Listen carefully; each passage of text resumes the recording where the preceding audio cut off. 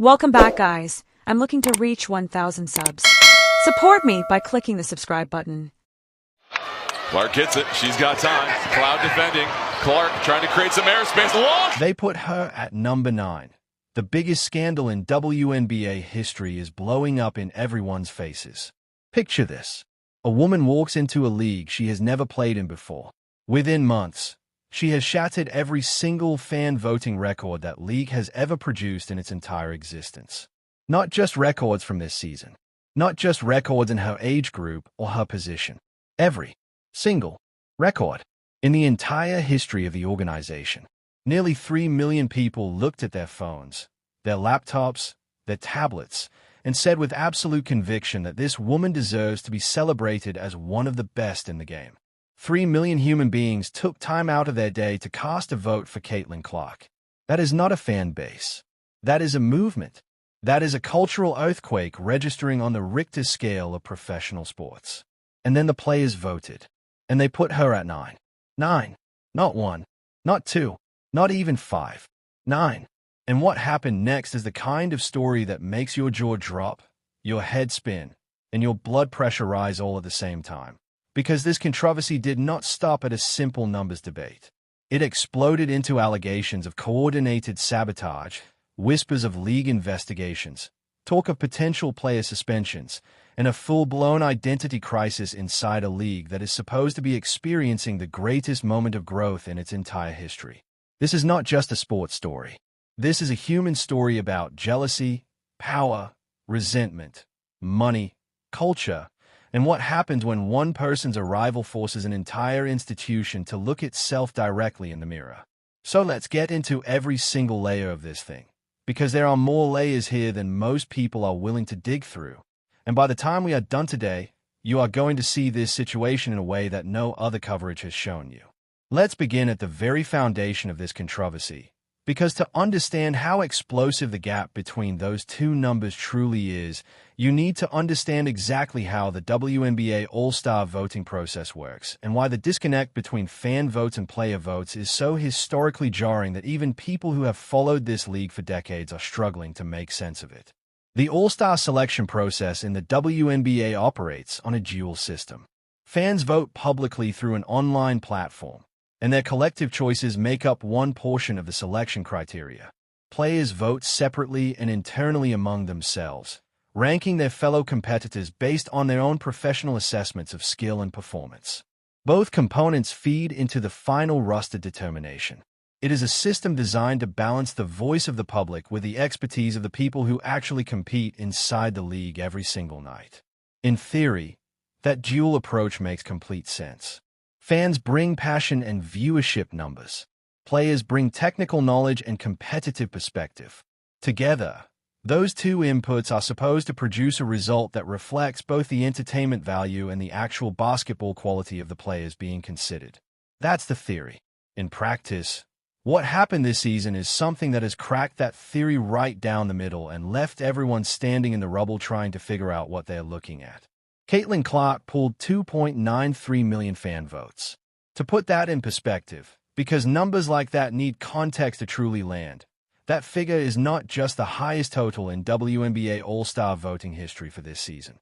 It is the highest total ever recorded in the history of the league. Full stop. No asterisks. No qualifiers. The most fan votes any player, any position has ever received in the entire existence of the Women's National Basketball Association. That is a record that belongs to her and her alone now, and it was not close. The margin between Clark and the next highest vote-getter was significant enough that sports analysts were using words like unprecedented and historically anomalous to describe it. 3 million people essentially looked at the landscape of women's professional basketball and said, unanimously and loudly, that Caitlyn Clark is the player they most want to see celebrated. And in the player vote, among the guards specifically, she ranked 9th. Not in the top 8. 9th. The woman who received more fan support than any player in league history did not receive enough support from her own peers to crack the top 8 at her position according to the player-determined portion of the ballot. And the moment those two numbers appeared side by side in the public conversation, the sports world collectively stopped and stared, because there is no clean, comfortable, basketball-only explanation for a gap that wide. Statistics don't create gaps that size. Skill assessments don't produce chasms that dramatic. Personal dynamics create gaps like that. And everyone paying attention already knows it.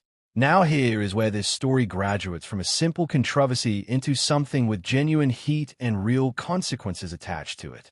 Because almost immediately after the All-Star selections were announced and people began to process what had just happened, a separate conversation started circulating in sports media circles that changed the entire character of this debate. Reports began emerging from multiple sports commentary outlets and insider sources suggesting that the distance between Clark's historic fan vote total and her ninth-place player ranking was not entirely the product of independent, organic, basketball-based decision-making among the players who cast their ballots. What these reports alleged, and it is critical to be precise here because some of this information is still in the allegation and developing story stage, is that there may have been a level of coordination among a group of players specifically designed not to vote for someone they genuinely preferred over Clark, but to actively and deliberately suppress her ranking as low as possible. The distinction there is enormous, and it matters deeply to understanding why this allegation, if substantiated, crosses a line that cannot be explained away. Independent voting, even voting that produces a surprising result, is a protected and legitimate exercise of professional judgment. Players are absolutely entitled to look at the field of guards in this league and rank them however their genuine basketball assessment leads them to rank them. If a player sincerely believes Clark is not a top 8 guard, she has every right to vote accordingly. That is what the system exists for. But coordinating with other players to push a specific competitor's ranking down as low as possible regardless of actual merit, that is not a basketball judgment. That is a campaign. That is organized action taken against a specific individual for reasons that have nothing to do with assists, points, field goal percentage, court vision, or any other metric that lives inside the lines of a basketball game. And the WNBA, based on reporting from sports media outlets following the announcement, did not wave this away. League officials reportedly began taking a serious look at the voting process and the integrity of the results. The seriousness with which the league treated those reports, the fact that they felt compelled to respond at all rather than simply moving forward and letting the All-Star weekend proceed without addressing the controversy, tells you everything you need to know about how credible the league considers those allegations to be. When an organization starts looking inward at the integrity of its own internal processes because of public pressure surrounding a specific result, that organization has already conceded that something did not go the way it was supposed to go. The investigation itself is the admission. To fully grasp why this situation landed with the impact that it did, you need to understand what Caitlyn Clark has actually done to this league since the moment she arrived. Because the numbers involved in this controversy, the fan votes, the player ranking, the attendance figures, the ratings data, they do not exist in a vacuum. They are all connected to a larger transformation that Clark's presence triggered inside women's professional basketball. And that transformation is the root of every single tension point we are currently watching play out in real time. When Clark was drafted by the Indiana Fever, the franchise she was joining was not exactly appointment television for most casual basketball fans. The Fever were rebuilding. Their national profile was limited. Their games were not routinely drawing the kind of media presence or television audiences that commanded mainstream sports attention. And then everything changed. Arenas that had been operating with significant empty seat inventory were suddenly selling out. Television ratings for Indiana Fever games climbed to levels the league had not seen in years. Reports from sports business outlets covering the women's basketball industry described jersey sales for Clark shattering previous WNBA merchandise records within her first season of play. Sponsors who had historically deprioritized women's basketball as a marketing platform were suddenly making calls to the league because the audience Clark was generating was too significant to ignore commercially. Media organizations that rarely sent full production crews to cover WNBA regular season games were dispatching reporters and camera teams to Indiana on weekday nights in June because Clark playing basketball had become a genuine sports media event regardless of the calendar date or the opponent. None of that is exaggeration. None of that is fan enthusiasm overstating reality. That is documented, Measurable economic and cultural impact generated by one player in her first year of professional play. The kind of impact that organizations spend millions of dollars on consultants and marketing campaigns trying to manufacture artificially and almost never achieve organically. Clark walked in and did it naturally, immediately, and at a scale that surprised even the most optimistic projections. And while the fan base, the sponsors, the broadcasters, and the business side of the league was celebrating all of that enthusiastically, a very different set of feelings was developing in certain quarters inside the league itself. Here is the part of this story that requires genuine empathy to understand properly, even if that empathy has limits.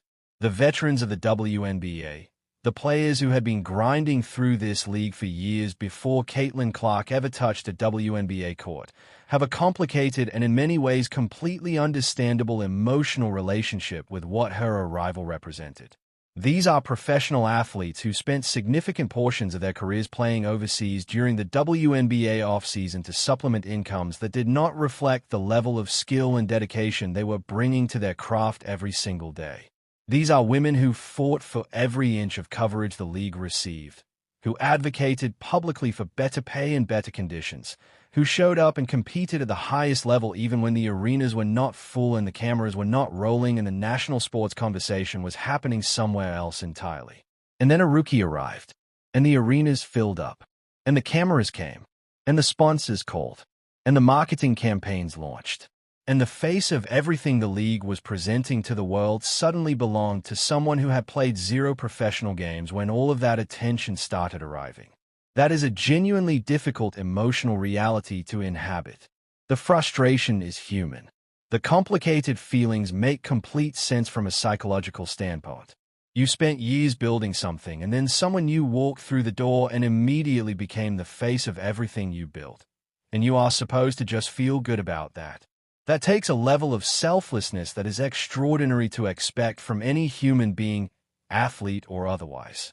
That context deserves acknowledgement because without it, you cannot fully understand where the tension in this situation originates or why it exists at the intensity that it does. Welcome back, guys. I'm looking to reach 1,000 subs. Support me by clicking the subscribe button.